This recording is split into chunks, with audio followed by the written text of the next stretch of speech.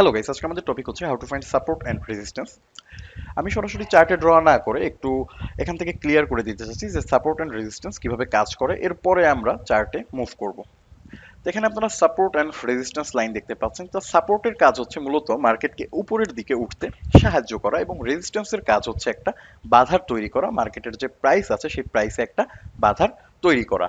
তা এখানে যে লোকটা উপরের দিকে হেঁটে উঠছে দেখতে পাচ্ছেন, এটা মূলত হচ্ছে মার্কেট। তা মার্কেট যখন উপরের দিকে ওঠার চেষ্টা করছে প্রত্যেকটা স্টেপ পার করে করে, তা প্রত্যেকটা স্টেপে দেখতে পাচ্ছি আমরা এক একটা করে সাপোর্ট জোন ক্রিয়েট হচ্ছে এবং মার্কেটকে আরো উপরের দিকে যেতে সাহায্য করছে।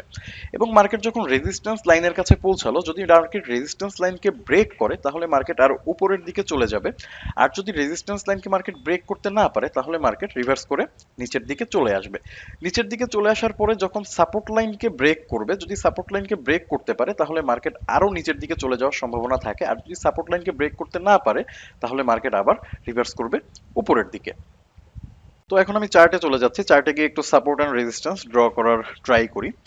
তা চার্টে আসার পরে আপনাদের প্রথম যেটা করতে হবে সেটা হচ্ছে চার্টটাকে ফুল জুম করতে হবে। ফুল জুম করার পরে দুইবার জুম আউট করবেন। দুইবার জুম আউট করার পরে আপনাকে খুঁজে বের করতে হবে সব থেকে নিচের ক্যান্ডেল কোনটা। আমরা যদি একটু লক্ষ্য করি তাহলে দেখতে পাচ্ছি সব থেকে নিচের ক্যান্ডেল হচ্ছে এই দুইটা।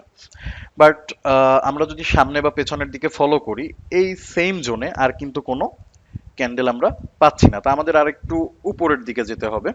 আমরা যদি এখান থেকে একটু ফলো করি তাও কিন্তু এখান থেকে এমন কোনো পজিশন আমরা পাচ্ছি না যেখান থেকে মার্কেট বাউন্স ব্যাক করেছিল।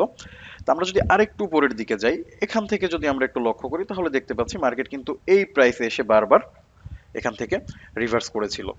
তো আমরা যেটা করতে পারি, একটা হরিজন্টাল লাইন নিলাম, এখানে ড্র করে দিলাম। তাই এটা হচ্ছে আমাদের সাপোর্ট লাইন।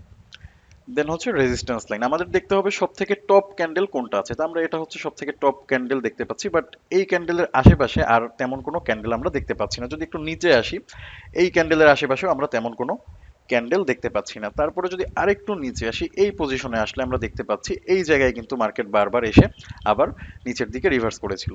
তা আমরা যেটা করতে পারি, আরেকটা হরিজন্টাল লাইন নিয়ে এখানে ড্র করে দিতে পারি।